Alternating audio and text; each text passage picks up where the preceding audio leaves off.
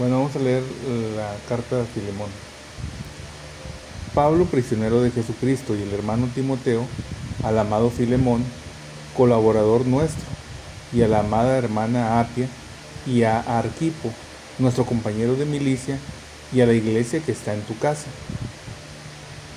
Gracia y paz a vosotros de Dios nuestro Padre y del Señor Jesucristo.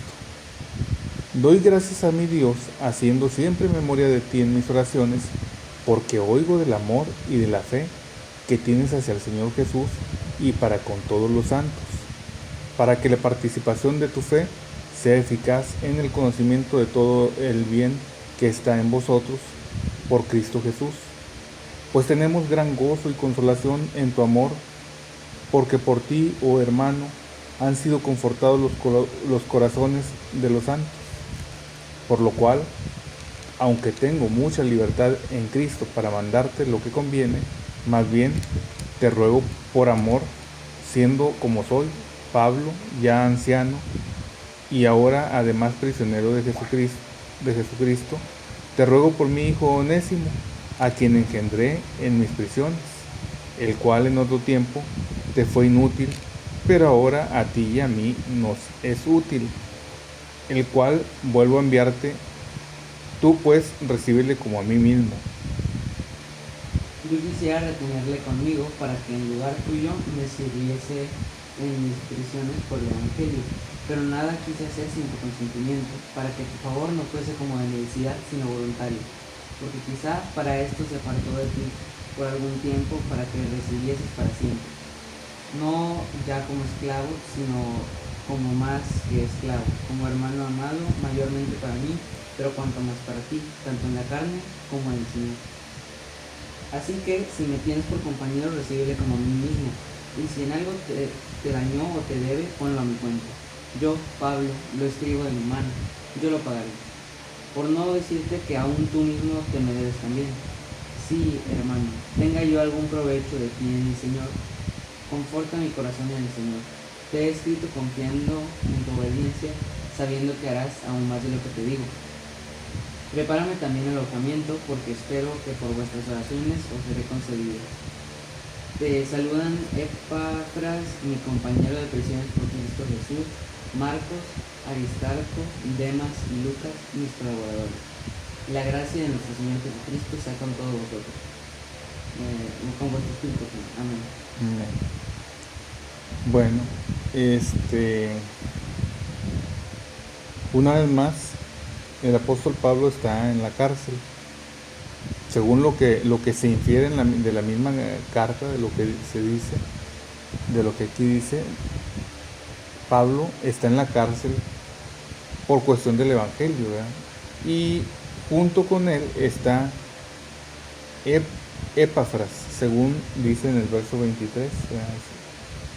Están en la cárcel, pero ellos están en calidad de prisioneros, pero también hay otros hermanos acompañándolos, los dejaban estar ahí acompañándolos por lo visto. Entonces pienso que sería un encarcelamiento como el que leemos en el libro de Hechos, en el último capítulo, algo así, cuando llega a Roma y que no está aunque está encarcelado, está en arraigo, más bien en una casa. Le facilitan estar en una casa y no en una prisión. Y yo creo que el apóstol Pablo conocía muchas prisiones porque había estado preso, estuvo en Filipos, ¿verdad? Ahí en lo peor, en el calabozo de más adentro, así dice, ¿verdad? Y en el cepo, metido en sus pies, sus manos, no sé. Pero en ese momento él cantó a Dios, cantaba a Dios él y Silas. Y sucedió aquel milagro, ¿verdad? De que se abrió la cárcel. Aquí está en otro encarcelamiento, y está enviando una carta a un hermano que se llama Filemón. Filemón, por lo que vemos, porque esta no fue la única carta que la mandó en esa ocasión, sino mandó otras, Efesios, Filipenses y Colosenses. Y esta Filemón, al parecer, Filemón era de Colosas, porque de ahí era Onésimo también. Y la carta que escribió a los Colosenses abunda un poco más acerca de eso. Entonces, aquí el apóstol Pablo, por lo visto, conoció a Onésimo, o ya lo conocía desde antes, pero Onésimo fue y se encontró con él en una cárcel donde estaba el apóstol Pablo, y el apóstol Pablo le habló de Cristo. No sé si Onésimo realmente fue en calidad de prisionero allí, o llegó ahí como parte de las visitas que tenía el apóstol Pablo. El caso es que, oyendo el mensaje de la boca del apóstol Pablo, él se convierte. Y el apóstol Pablo, entre las cartas que envió a las iglesias, le envía esta de una manera. Es una carta que tiene un tinte personal para Filemón, que era el amo de Onésimo. Recordemos que estamos hablando de un momento y un tiempo donde había esclavos, ¿verdad? Tal vez lo más cercano ahora será un patrón y su trabajador, ¿verdad? El caso es que primero el apóstol Pablo pone como destinatario no nada más a Filemón, que, como había dicho, era al parecer un hombre rico, ¿verdad? Porque él es el que ponía su casa como lugar de reunión para la iglesia. Quiere decir que era una casa grande, y tenía esclavos, porque Onésimo era un esclavo de él. Entonces era un hombre que pues gozaba económicamente de buena posición. Pero el apóstol Pablo le escribe esta carta que es personal, pero no la hace de una manera personal, porque la dedica no nada más a él, la dedica a él y la dedica a una hermana que dice Apia, y Arquipo. Arquipo dice nuestro compañero de milicia, y a la iglesia que está en tu casa. O sea, la iglesia está en la casa de Filemón, pero al parecer era presidida por Arquipo, y Apia no sé si sería esposa de Filemón o esposa de Arquipo. El caso es que el apóstol Pablo hace una carta, decía, que es personal para Filemón, pero también la dedica, como le pone como destinatario a Apia, a Arquipo y a la iglesia de Colosas, que se congregaba en la iglesia, en la casa de Filemón. De modo que es una carta que tiene un motivo personal, pero es una carta que se iba a leer en la iglesia, ¿sí? Porque ante todos iba a ser expuesto el caso. Entonces, el apóstol Pablo, aquí se pone como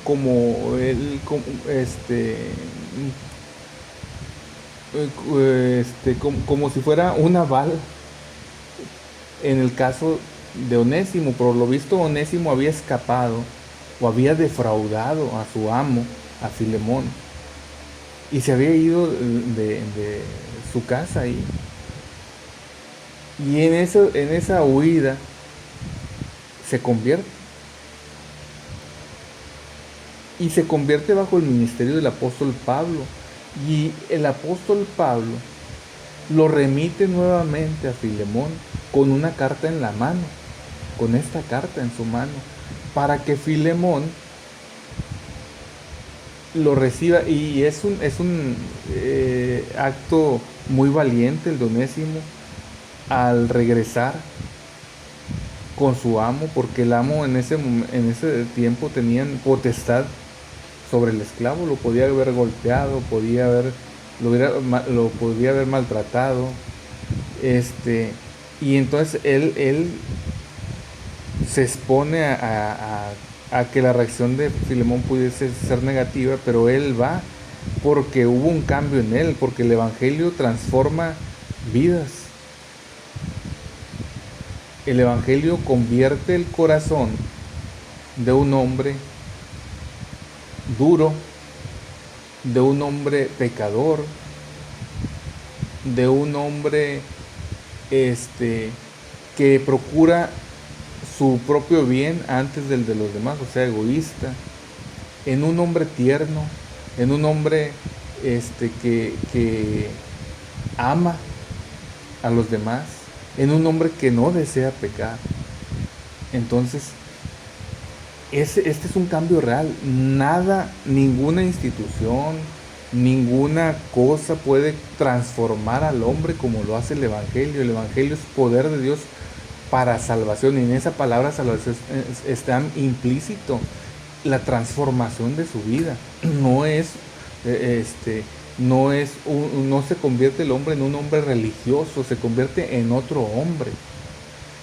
Entonces, y el apóstol Pablo, conociendo esto, es que él puede salir por fiador de Onésimo ante Filemón. El grado es que lo que le solicita el apóstol Pablo a Filemón son cosas que un corazón de una persona sin Cristo no hubiera podido acatar, porque le pide que lo reciba como si fuera el propio apóstol Pablo. Dice, recíbelo como a mí mismo, y esto lo dice en el verso 12 y lo repite más adelante en el verso 17, recíbelo como a mí mismo. Si me tienes por compañero, le dice el apóstol, recíbelo como a mí mismo. ¿Sí? Y dice, tan valiosa es su compañía, su labor de Onésimo, que yo quisiera quedármelo para que me sirviera a mí, pero mejor te lo remito para que no yo me tome esa atribución, sino que si tú quieres enviármelo, envíamelo, ¿verdad? Para que me sirva a mí y no a ti. El caso es que el apóstol Pablo juega también aquí con y en muchas ocasiones lo hace porque esto es una costumbre judía, juega con el significado de las palabras, no, es un decir, ¿verdad? Él aprovecha el significado de la palabra para hacer un poco más, poner el acento más en lo que él quiere expresar, ¿sí? Entonces, aquí le dice, por ejemplo, dice, que en otro tiempo, ya habíamos dicho cuando leímos Timoteo, que los cristianos tenemos un antes, cuando leímos Tito, que los cristianos tenemos un antes y un después. Antes éramos de una manera, pero ahora somos diferentes. Y aquí también dice que en otro tiempo Onésimo era inútil, era inútil, pero ahora nos es útil a ti y a mí, dice. En el verso 11 dice, el cual en otro tiempo te fue inútil, pero ahora a ti y a mí nos es útil. O sea, su nombre significa útil, el nombre de Onésimo. Pero el apóstol Pablo dice, pues en otro tiempo no era Onésimo, o sea, no era útil, era inútil, pero ahora nos es útil. Así somos la gente en Cristo. Antes éramos inútiles, pero ahora somos útiles en Cristo para la obra del Señor. Y el apóstol Pablo le comenta esto a Filemón y le dice, trátalo como a mí mismo, y si algo te debe, ponlo a mi cuenta, yo te lo voy a pagar, aunque tú me debes más de lo que yo te pudiera deber por lo que él te hizo, ¿verdad? Por lo que él te debe.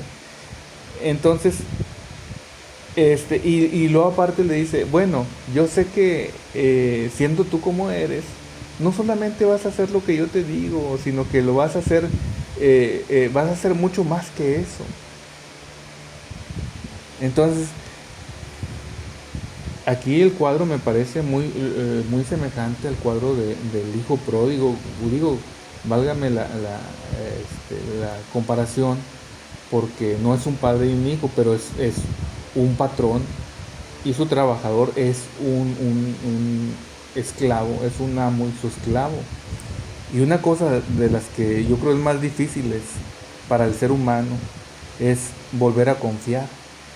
Cuando a alguien lo defraudan, es muy difícil que pueda confiar de nuevo, a menos de que tú como creyente sepas que tú mismo eras diferente antes y que ahora has cambiado, y que la persona de la que se trata también, que está que te defraudó y que ha tenido una conversión, entonces tú puedes saber que esta persona es otra. Así ha pasado con miles de creyentes, y yo me tengo muy presente cuando Esaú venía, por ejemplo, con todos sus hombres que venían acompañándolo. Creo que eran 400 hombres que venían con él a encontrar a Jacob. Y cuando se había ido Jacob, se fue huyendo, porque Esaú había dicho que cuando muriera su padre iba a matar a su hermano, a Jacob.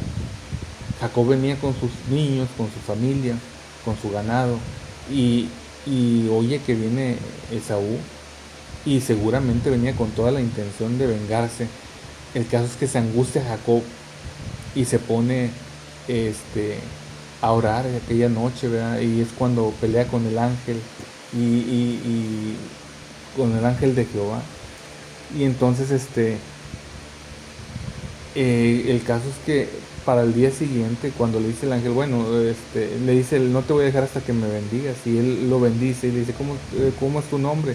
Jacob, ¿verdad? Y que significa el que suplanta, ¿verdad? El que defrauda también. Y ahora le dice el ángel, ya no te vas a llamar Jacob, tu nombre va a ser Israel, porque has luchado con Dios y con los hombres y has vencido. Y el corazón de Saúl cuando llegó fue un corazón diferente completamente a lo que Jacob tenía, a lo que él mismo había amenazado a su hermano. Entonces dice que se abrazaron y lloraron, y le dijo, no, no me des tanto regalo, yo tengo suficiente. Entonces Dios cambió el corazón de Saúl aquella noche.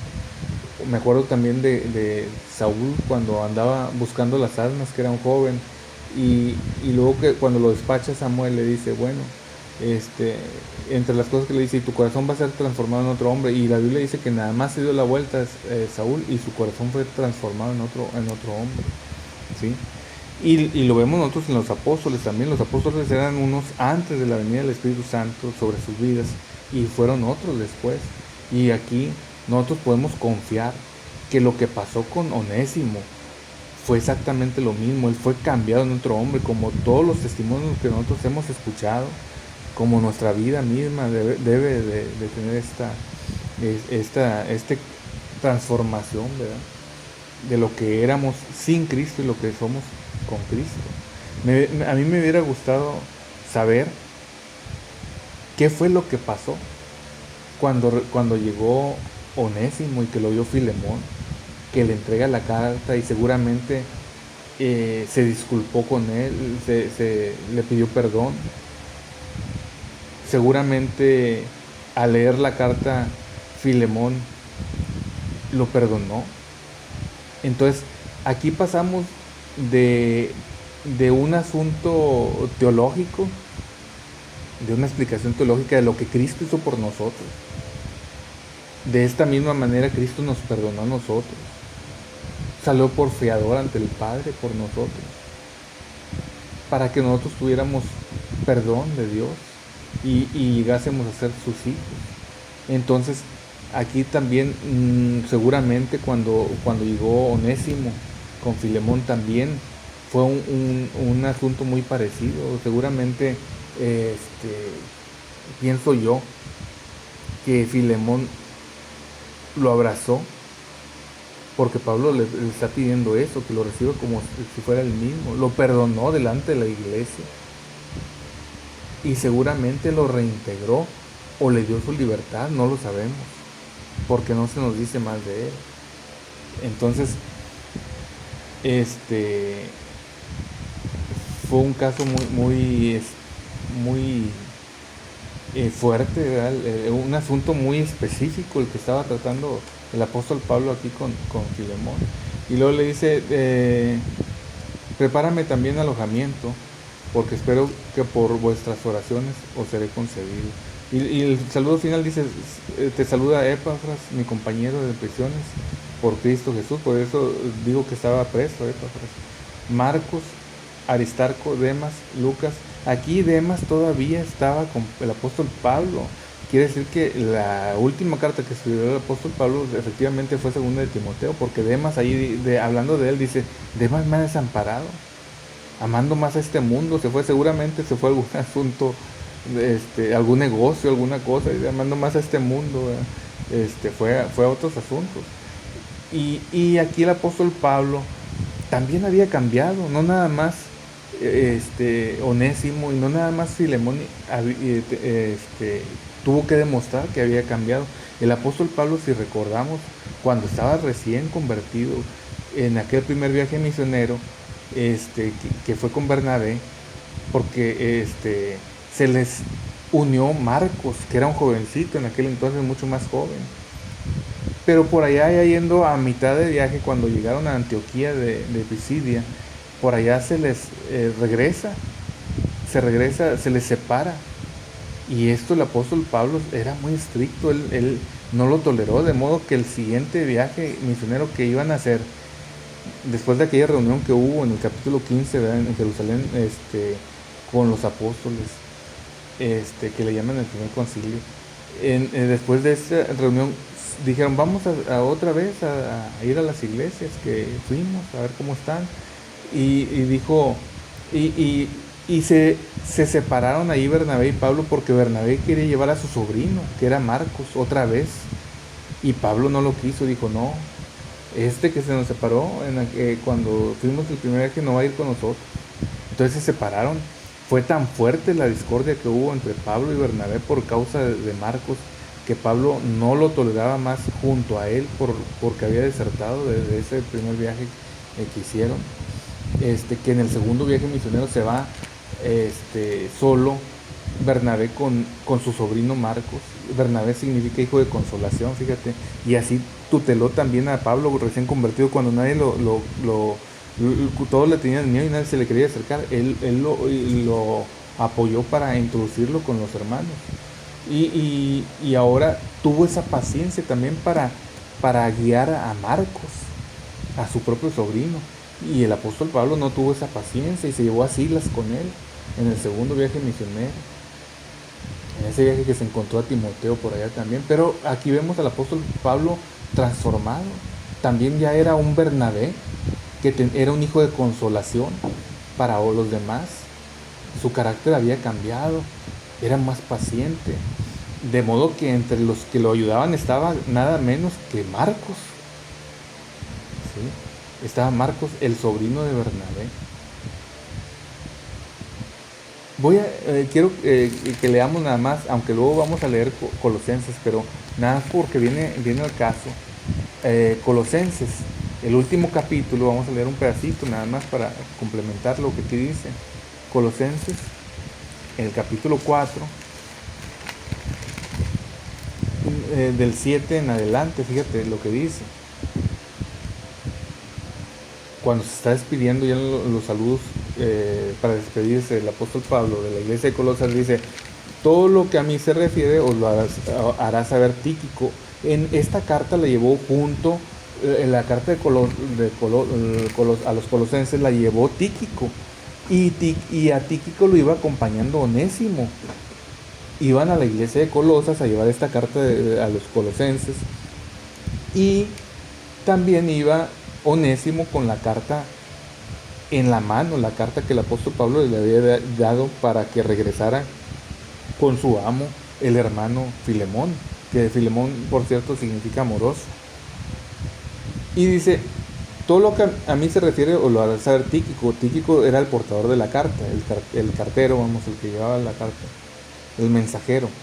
Amado hermano y fiel ministro y consiervo en el Señor, el cual he enviado a vosotros para esto mismo, para que conozca lo que a vosotros se refiere y conforte vuestros corazones. Con Onésimo, fíjate, Onésimo era el de la carta que estamos hablando, el esclavo que se había escapado de su amo, ¿verdad?, probablemente defraudándolo. de Filemón, del hermano Filemón, con Onésimo, amado y fiel, fíjate cómo se refiere a Onésimo, amado y fiel hermano, que es uno de vosotros. No se expresa de él como un esclavo, no lo minimiza por su categoría que tenía socialmente, sino que lo exalta y dice, ahora que es creyente, dice, amado y fiel hermano, que es uno de vosotros.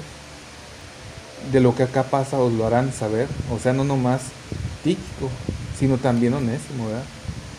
Y lo Aristarco, mi compañero de prisiones, aquí también lo menciona, Aristarco estaba preso con él, quiere decir que fue en esa misma situación, momento que escribió las dos cartas. Y os saluda Marcos, el sobrino de Bernabé, acerca del cual habéis recibido mandamientos, si fuera a vosotros, recibidle. O sea, estaba bien recomendado con ellos. Había cambiado también Marcos.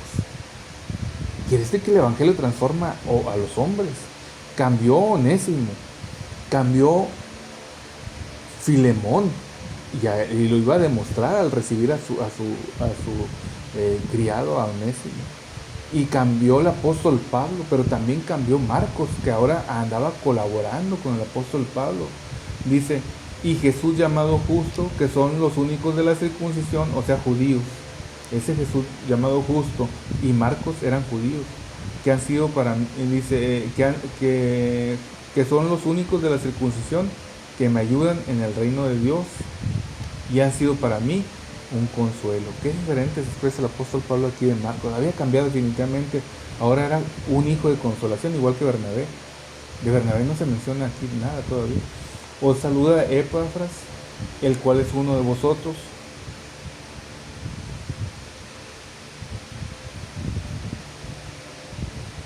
Siervo de Cristo, siempre rogando encarecidamente por vosotros en sus oraciones para que estéis firmes, perfectos y completos en todo lo que Dios quiere, porque de él doy testimonio de que tiene gran solicitud por vosotros y por los que están en la Odisea y los que están en Hierápolis.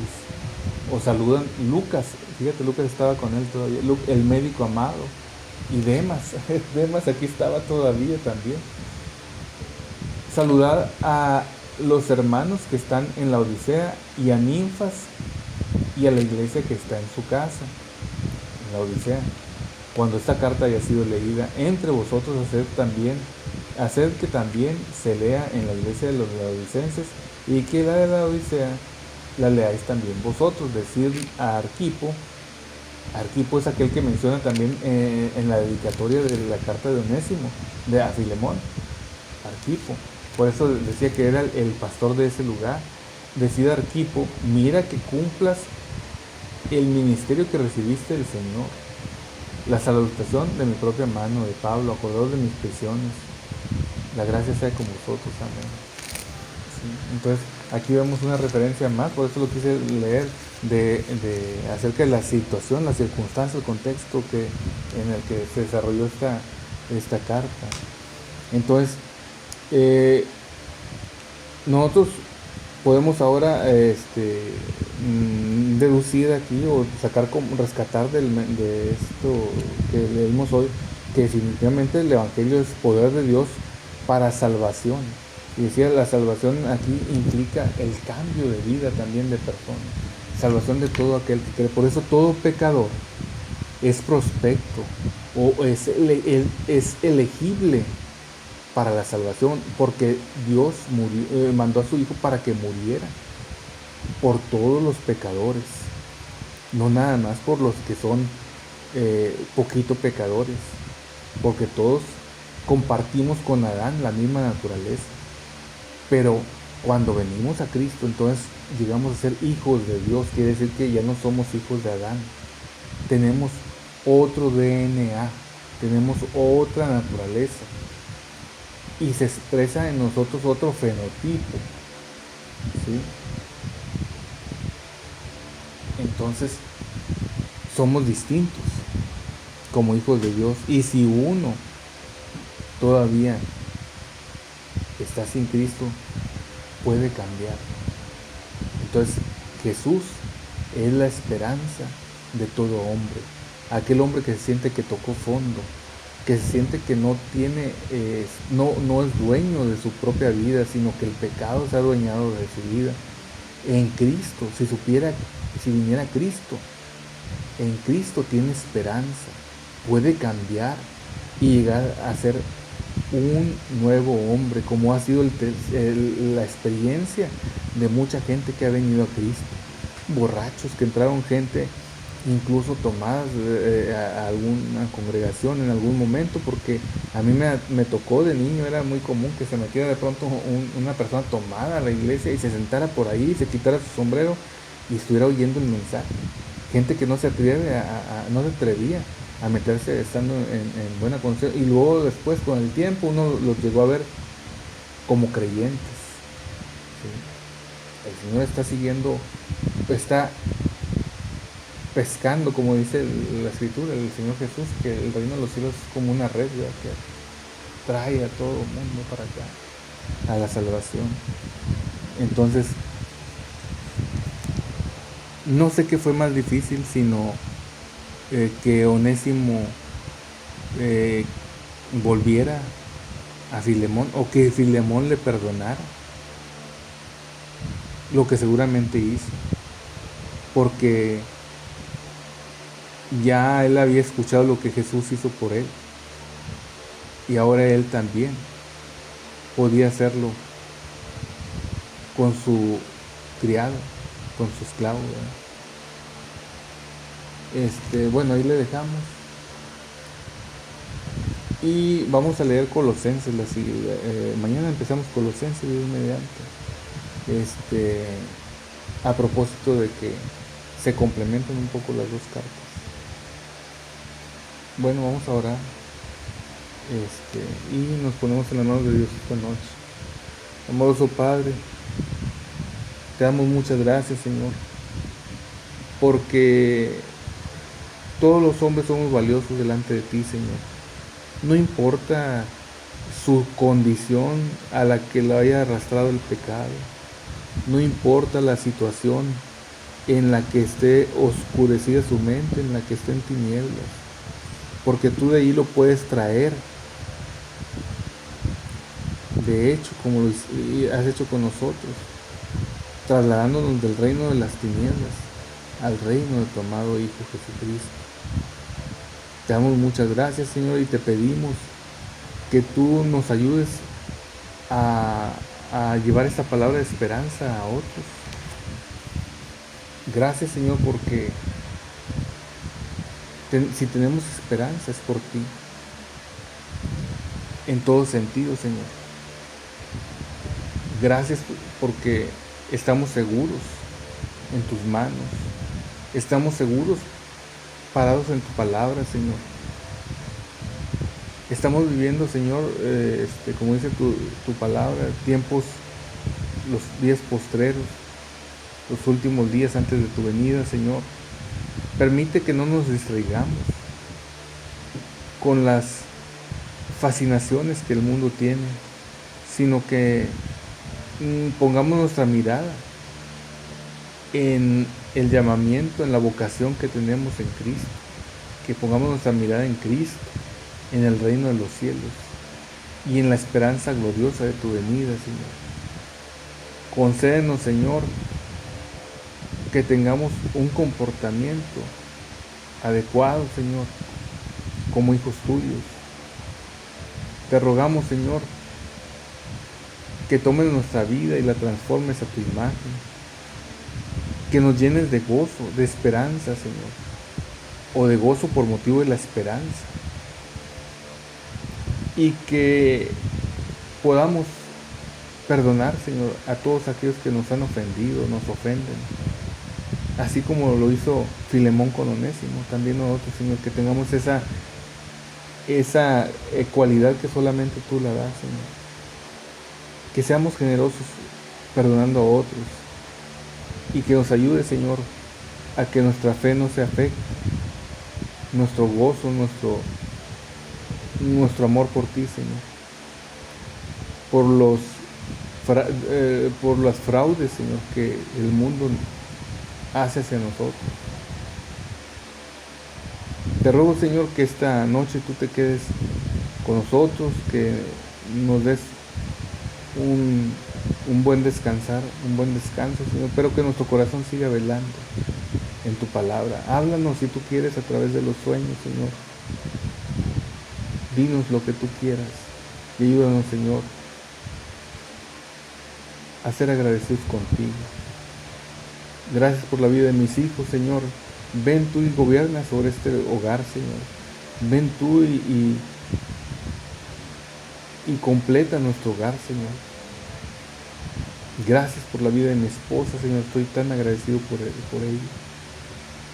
Porque fue una gran bendición para mí y sigue siéndolo para nosotros. Ayúdame, Señor, a tener más fuerza, más fortaleza,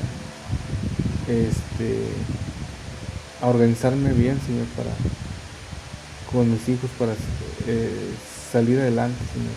Y concédeme verlos buscándote, sirviéndote y ser siervos tuyos, Señor, en tu mies.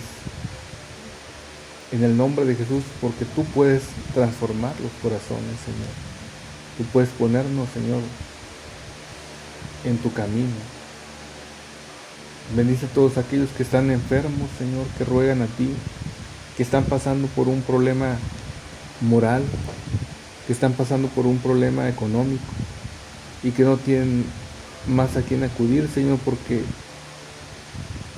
a veces cuando estamos en problemas la circunstancia nos aísla. Te ruego, Señor, que tú seas misericordioso con ellos, porque así lo eres, y que pongas en nuestra mano con qué ayudar a otros, Señor. En el nombre de Jesús, te lo ruego, Señor. Amén.